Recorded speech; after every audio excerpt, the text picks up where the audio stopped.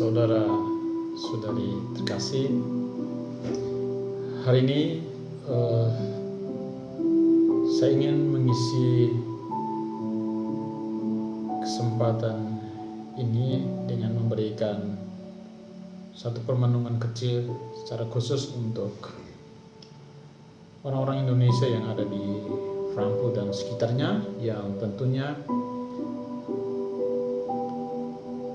tidak bisa mengikuti perayaan Ekaristi bersama, baik di gereja di mana saja, karena dari kemarin bahkan hari ini secara ofisial dari pihak keuskupan mengeluarkan surat pemberitahuan resmi bahwa tidak akan diadakan perayaan Ekaristi. Sedangkan untuk para biarawan biarawati yang berada di rumah biara mereka masing-masing barangkali diperkenankan untuk Ekaristi hanya untuk kelompok-kelompok tertentu saja dalam rumah. Karena itu saya memahami, saya mengerti bahwa umat sekalian, orang-orang Indonesia yang ada di sekitar Frankfurt dan sekitarnya pasti merasa merindukan penegaran rohani atau Ekaristi. Di sisi yang lain, tidak bisa tidak selain hanya memilih tinggal di rumah dan atau bahkan memilih perayaan Ekaristi mengikuti tayangan online, barangkali itu cara yang satu-satunya yang bisa kita tempuh. Baiklah, kebetulan sekali besok saya akan merayakan misa, tetapi sayang sekali dalam bahasa Jerman dan tertutup untuk kami sendiri, cuma untuk 10 orang anggota biara, jadi saya tidak bisa buat apa-apa selain saya coba berbagi dari apa yang akan saya khotbahkan besok pada kesempatan ini, barangkali berguna juga untuk Anda semua warga MKF. Bacaan-bacaan yang mungkin kita bisa baca sendiri untuk kita renungkan besok. Saya terinspirasi dengan satu kisah kecil ketika pertama kali saya memasuki kapel kecil di Universitas St. Georgen di Frankfurt, Nuremberg. Ketika pertama kali saya ada di sana dan saya mengikuti perayaan Ekaristi, pertama kali saya memasuki pintu dan melihat persis altar di tengah karena gerejanya itu berbentuk bundar. Dari situ mata saya langsung tertuju kepada altar. Di situ saya merasa ada sesuatu yang aneh, yang jujur saja saya belum pernah melihat altar semacam itu. Apalagi di Indonesia, altarnya selalu ditutupi dengan kain, dihiasi dengan bunga-bunga yang megah meriah, sesuatu yang tidak biasa ada di sini di Jerman ini.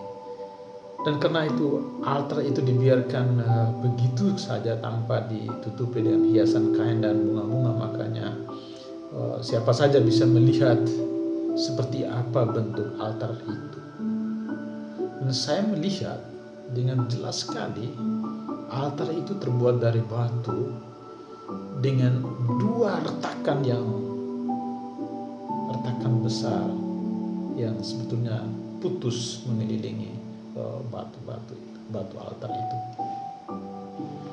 Saya akhirnya bertanya dan cuma heran, mengapa altar itu dibiarkan begitu, dibiarkan kosong gitu, tidak diperbaiki? Apakah mereka tidak melihatnya atau mereka dengan sengaja membiarkan itu?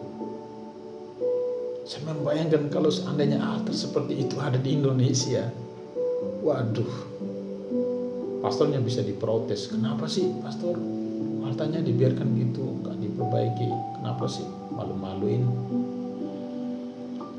Tapi di sisi yang lain, saya berpikir bahwa barangkali ada sisi lain yang mau ditampilkan, tapi tidak dikatakan.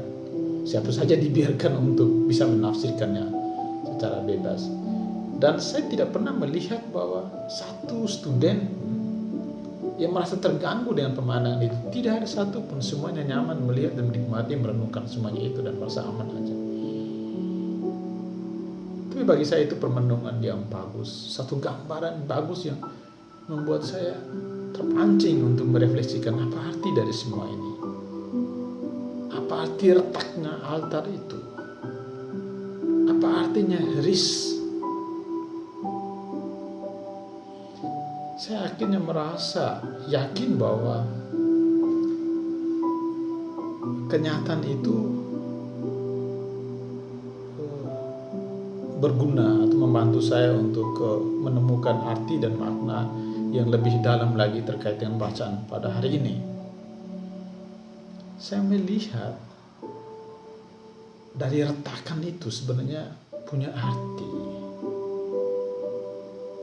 yang kalau diungkapkan dalam bacaan seperti dalam bacaan pertama pada hari ini, sebenarnya itu retakan itu bisa berarti secara simbolis ada di balik nama Masa dan Meriba.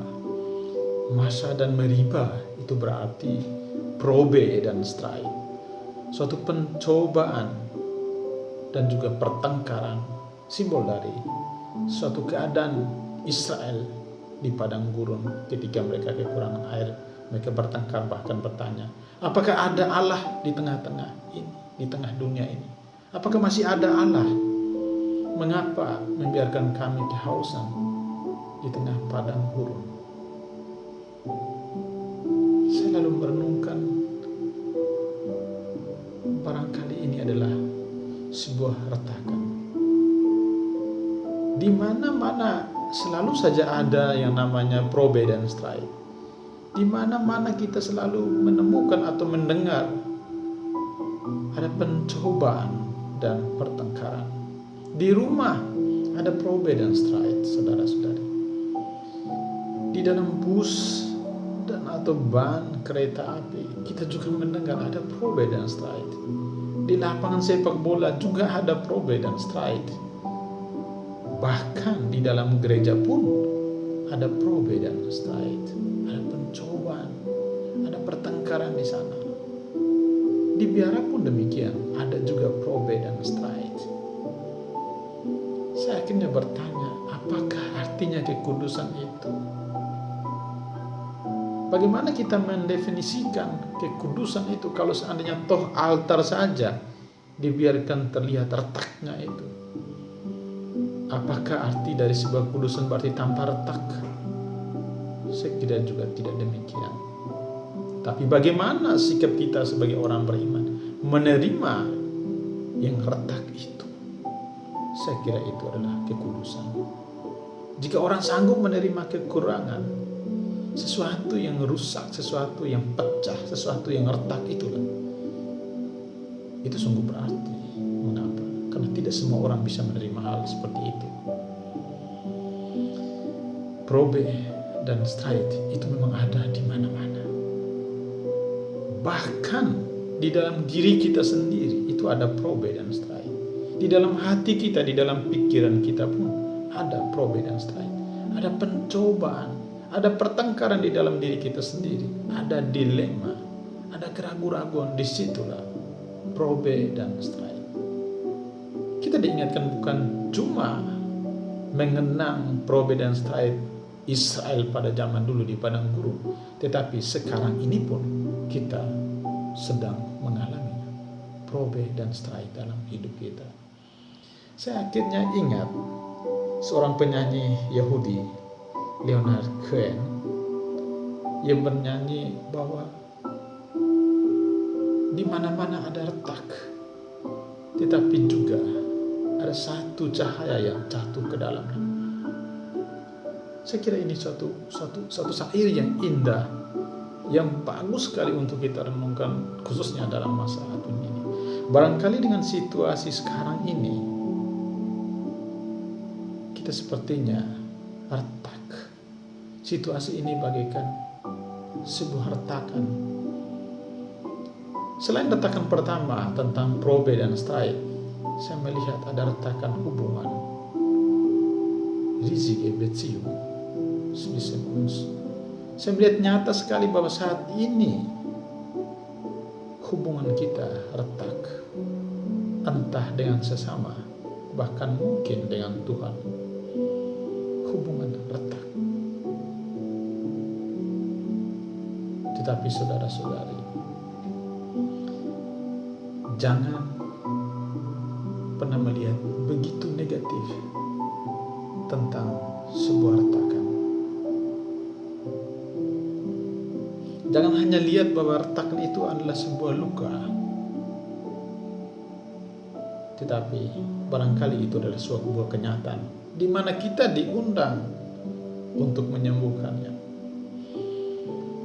Jangan hanya lihat retakan itu adalah sebuah pemisahan, barangkali karena alasan beda agama, bahasa, suku, ras.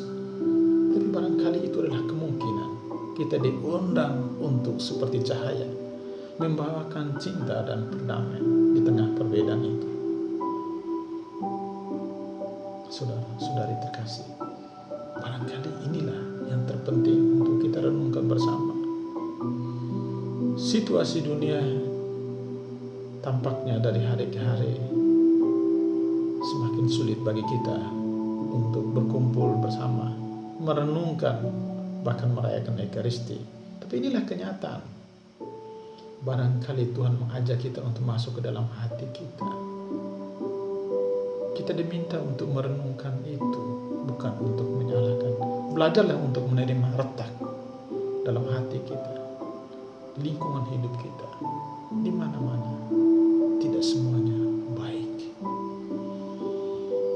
Hari ini kita melihat juga bahwa Yesus dalam Injilnya bertemu dengan seorang perempuan Samaria yang kita tahu itu bagaikan sebuah retakan besar.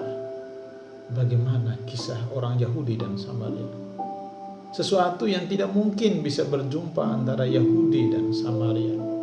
Tetapi apa yang dibuat oleh Yesus? Yesus datang melampaui semua retakan itu. Ia bahkan bagaikan alat yang menghubungkan kembali. Lebih dari itu, Yesus itu memang seperti itu, pembawa damai. Dia mengubah semua batas-batas yang diciptakan oleh manusia yang sebenarnya tidak bermakna dan berarti, tidak berguna apapun dalam kehidupan ini. Dia mengubah itu menjadi bermakna, bahkan memberi arti baru, memberi makna baru bagi seorang perempuan Samaria yang merasa barangkali rendah di hadapan orang Yahudi. Saya kira inilah panggilan kita. Kita dipanggil untuk mengangkat martabat orang lain, supaya kita merasa berarti dalam hidup ini.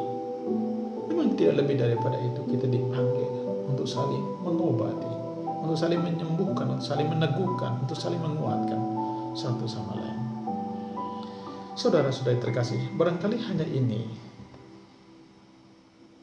permenungan singkat yang barangkali berguna bagi kita di saat kita tidak bisa berjumpa untuk merayakan Ekaristi bersama. Salam dan Tuhan memberkati kita semua.